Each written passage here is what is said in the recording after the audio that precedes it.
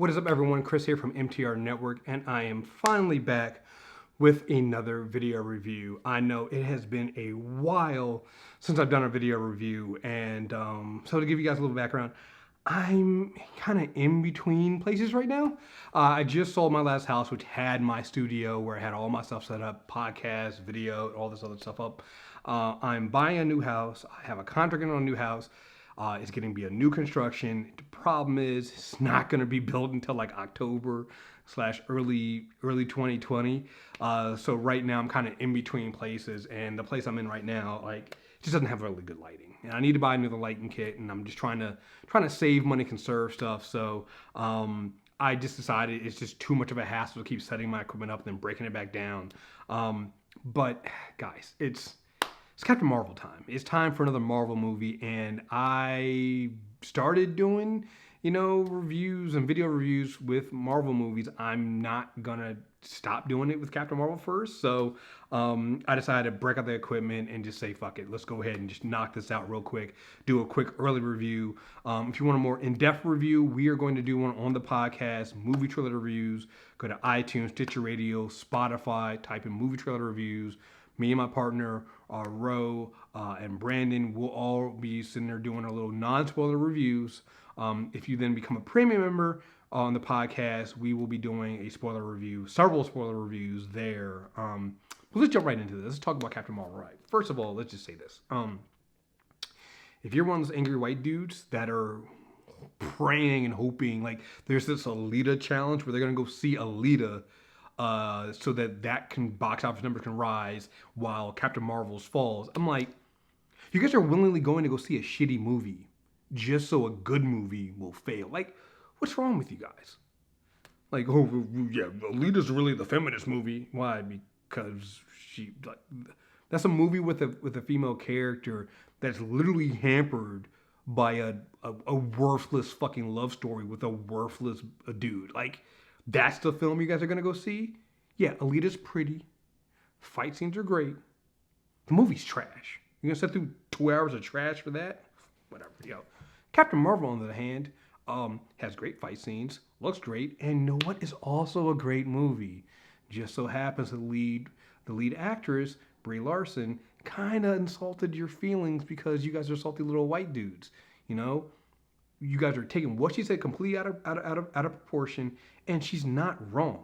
Like, we would like to have better diversity and inclusion in the press areas. I'm press, I know, I see it all the time. It's not really fucking diverse. It's not a lot of women, not a lot of people of color. So with her taking a stand, saying that she would like to see more inclusion in that respect, more power to her. She was right. Doesn't mean that your white ass shouldn't go see the film. She doesn't want you to go see the film.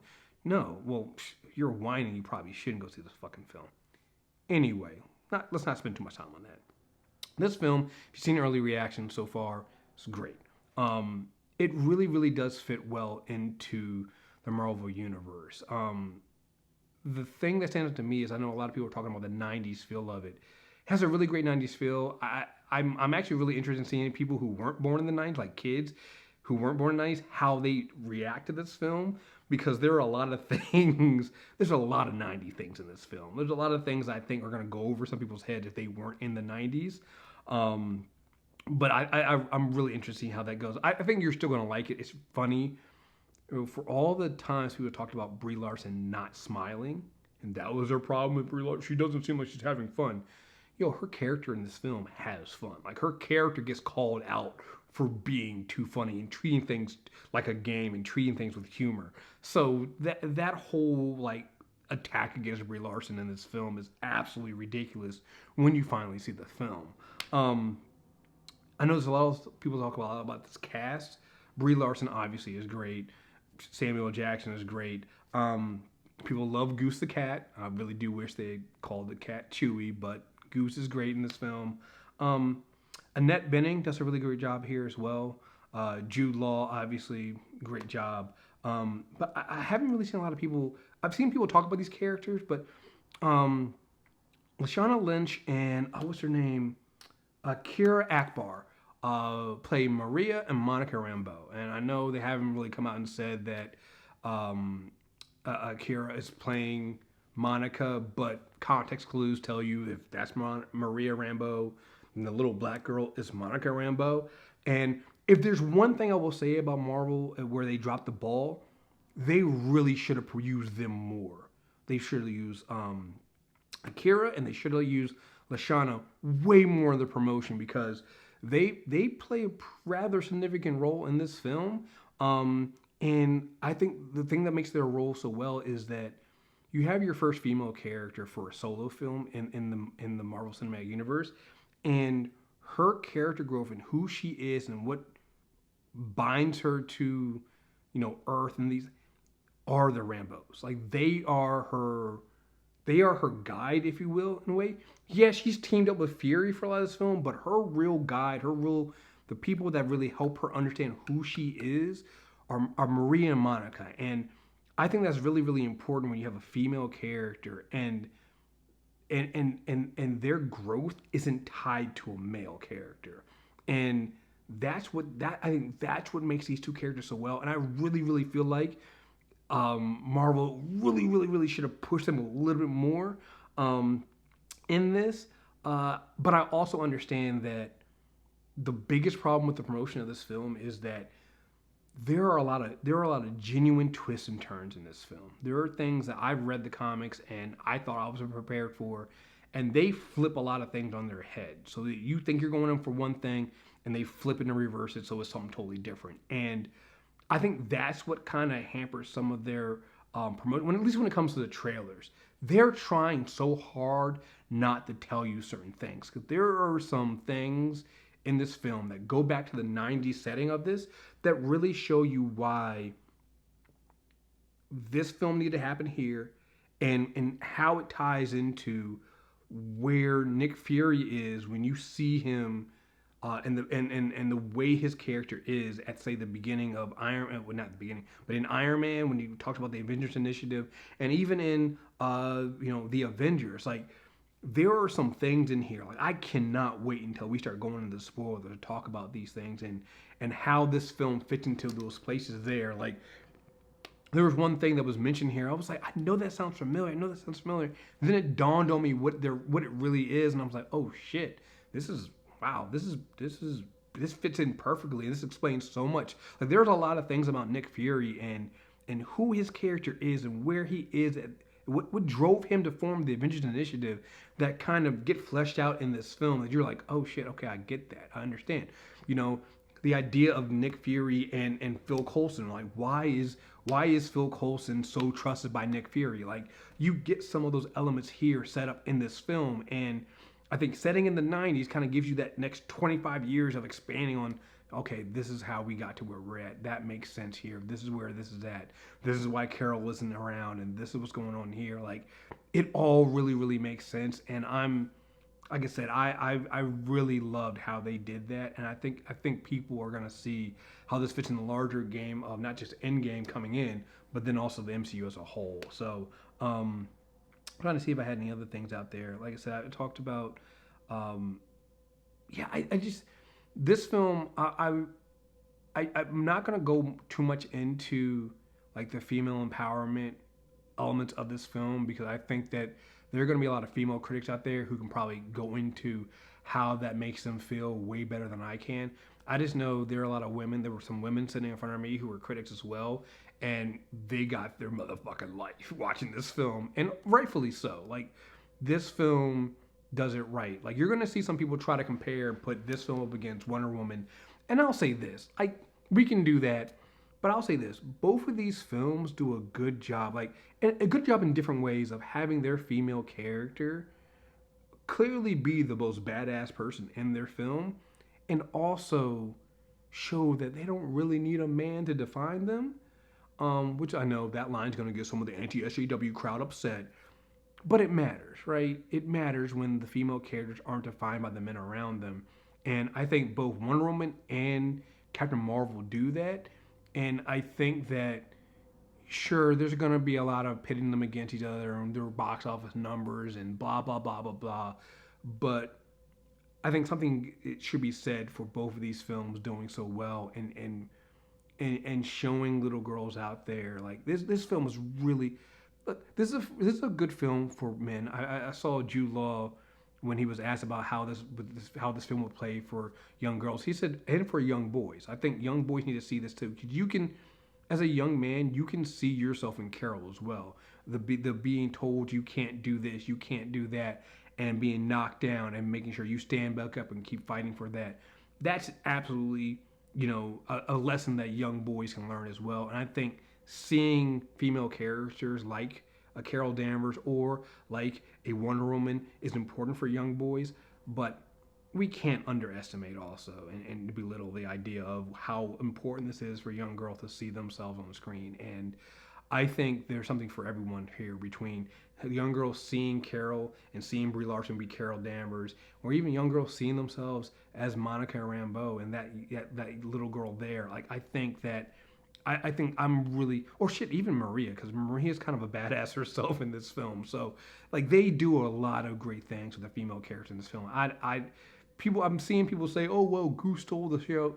Yeah, the cat's always gonna steal the show, but overall, the female characters really, really stand out in this film and really, really do steal the show. So, last thing before I get out of here, I gotta say this. The Stan Lee tribute they do in this film at the very, very beginning is going to make you cry. I hope they put this in front of Endgame, and I hope they put it in front of Far From Home, because, oh boy, you are going to, like, it is, I remember when I saw, don't even want to spoil it for anybody. Like, what they do for Stan the Man is fucking great. Then on top of that, I believe this is his last cameo in an MCU film, in a Marvel film. And let me just tell you that, again, going back to the 90s thing about some people not understanding some of the things that happened in the 90s because they weren't born yet. It just hit me. Like, somebody born in 2000 is like 18 now. No, 19. Fuck. I'm old as shit. Wow. Anyway, there are some people who are not going to understand the significance of the Stan Lee cameo in this film. And when you really think about what it is, not only does it tell you pretty much the exact year that this film takes place in, like the cameo itself is just, it's so fucking perfect. It is an absolutely perfect cameo. It really does nail, and it is a really good send-off for Stan Lee as far as I'm concerned. Like tip of my hat to whoever came up with that idea to have this as the cameo for it. It's such a subtle thing, but I swear to God, if you were born after the 90s and you just don't understand the significance of that cameo, I swear to God, you go find somebody who was born earlier and you find out and let them tell you, because it is perfect. Again, this is an early review, so I don't want to give like a numerical review here, but this is a phase 3 film. Like, they have not missed in phase 3. And I think this film is great. I hope this film does numbers. I hope people go out and see this film. And there's two after credits. The first one, the one that most directly ties into Endgame, and I think that's going to be the one that's going to make you, when you see that one, you're going to be like, all right, let's get Endgame tomorrow. Let's just get right into Endgame. Can we just like go into hypersleep until April 26th so we can watch Endgame? And the last one is just, it's a kind of funny, cute one. But yeah, this is a really, really good film. This fits into, it's right up there with all the rest of the solo films that Marvel has done recently. Again, if you're respecting the feelings of Black Panther, I don't know if you're going to get that. But I don't think it had to be that. I think this film is exactly what it needed to be. And you're going to love it. Like all the people that were worried about, oh, it doesn't even look that good. Oh, it doesn't look... No. This film is fantastic. And I really look forward to speaking spoilers about it. I can't wait until we talk spoilers about this film. So, again, make sure to subscribe to this channel. Thank you guys very much. I know I have not been doing on-camera reviews a lot. It's just a lot for me to get this camera set up to do this. But we do put some of our podcast episodes up on here. I know we have a mailbag episode coming from February. We have a Star Trek Discovery review we're going to be doing soon, and we still have to do the review of the last 3 episodes of The Gifted Season 2. So those will all be posted onto this YouTube channel. If If you want to get more than just what we have here, make sure you subscribe to our podcast. Go to Movie Trailer Reviews on iTunes, Stitcher Radio, Spotify. Get them there. You can also go to mtrnetwork.net. Under podcast, you'll see MTR Premium. Click that, subscribe. You go to our premium channel. It's kind of like Patreon, and we get a whole bunch of premium shows coming. Like I said, we just did a rewatch of Hannah. We're gonna do a rewatch of Red Tails, so we can see how terrible that movie still is. We're gonna have spoiler reviews of this film, probably at least 2 spoiler reviews of this film. I think Shannon and the ladies are gonna get themselves together and do their own spoiler reviews. Then me and Deepam have to do a deep dive into the comic book elements and just what this means for the larger MCU, because we just love talking about this shit. So, yeah, folks, again, thank you guys very much for bearing with me. Stay tuned. I'll probably do at least another one of these. Maybe Shazam, but definitely for Endgame, so just stay tuned. Again, thank you guys very much for listening and supporting me. Keep subscribing, and until next time, we're out of here. Peace.